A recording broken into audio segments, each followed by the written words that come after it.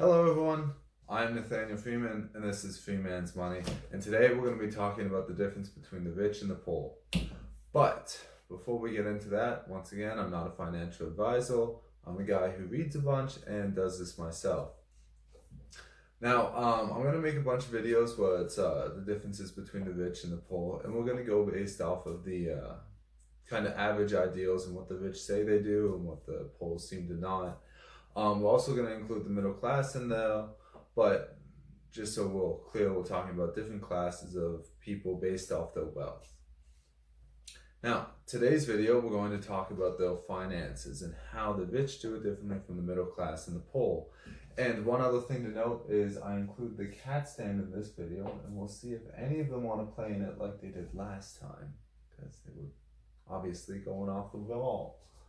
Isn't that right, John? Anyways, let's get to it, guys. Alright, so what do the rich do, the middle class do, and the poor do that are differently? Well, first of all, let's start at the bottom.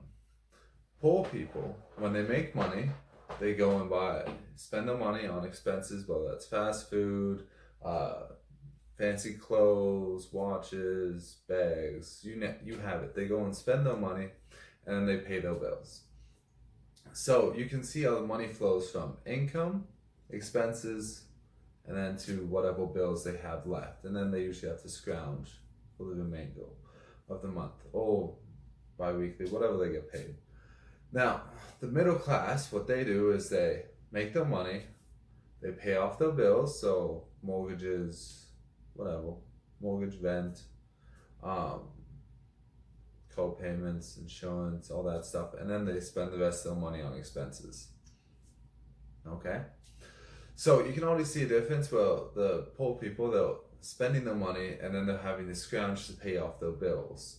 Middle class are paying their bills and then they spend money on expenses. But the rich, what they do is they make their money, they buy assets, then they then they pay their bills, and then they go to whatever expenses they need. And let's explain why the rich do that and why that's a better option than other people. So when the rich get paid, whether it's from their business or from their job or whatever, they buy assets. And what an asset does is it pays you in the future. So it'd be like buying a dividend stock where, let's say, you worked, you have an extra $400, and before you pay any of the other things, you take that money and you pay yourself first by buying something that makes you money. And let's say you bought BMO stock, which I think is at like 5% dividend right now. So you'll buy that stock and you expect that 5% to come in each year. And then you go and you pay your bills with the remainder, and then you spend money on expenses or whatever you need to spend your money on. But that's really the difference. And as your asset column grows, that money that you're making from your assets starts to flow into your income. So now you're making your passive income plus your active income. And that can spiral to the point where it's just passive income paying for your bills and expenses. And one other thing the rich do as well, they don't buy expenses like Lamborghinis, Porsches, all that stuff before their asset category can pay for that, because they don't want to affect their cash flow. They want to keep raising that up. And so they're like, all right, all of our bills are paid, all expenses are paid, my cash flow is this, and my assets, they're giving me this much. Well, this much can pay me this. So I'm going to spend what I want, like I don't need, but what I really, really want. I want this like $2,000 watch. So they go and they spend $2,000, which was paid all from their assets. So then you really start to see this exponential spiral where it's just, all right, more money's coming in because they keep paying themselves first. Now, when you look at the middle class, they save up their money and then they buy things like a house. Like you need a house to live in, and then they're paying their house, but they're not saving that money because they take their money, they got their house, they're paying their bills, they're paying their car, and then they're like, wow, I just spent all my money on this stuff and I could really use a night out. We'll go spend $200 on date night or something. Then they go out and they do that, and then they're waiting for the next paycheck. Now, they're not stretching like the poor people are, But they're like, okay, well, all of our money is being spent. And well, there was a study that came out a while ago that showed that most Canadians, and I mean over 50, and I think it was actually at like 60 or 70% of Canadians, if they had to accrue just a random $1,000 bill, they would have to go into debt to pay that off. Now, going into debt might just mean putting on your credit card and then waiting and then paying that off slowly over time. So it's not like they're going to go bankrupt over it.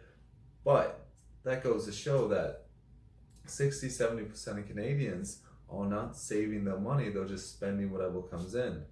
And now the poor people, what they do is they make their money, they go and they spend money on like things they feel like they deserve. Like, I deserve a new car, I deserve this Gucci handbag, I deserve this, I deserve that, blah blah blah. And then they go, well, I gotta pay my bills still. Oh, I'm like, I might just have enough money, or maybe I'm $50 short, so then I have to explain that. And they usually wind up renting because they don't save any money to get that initial house or to get those like higher quality assets.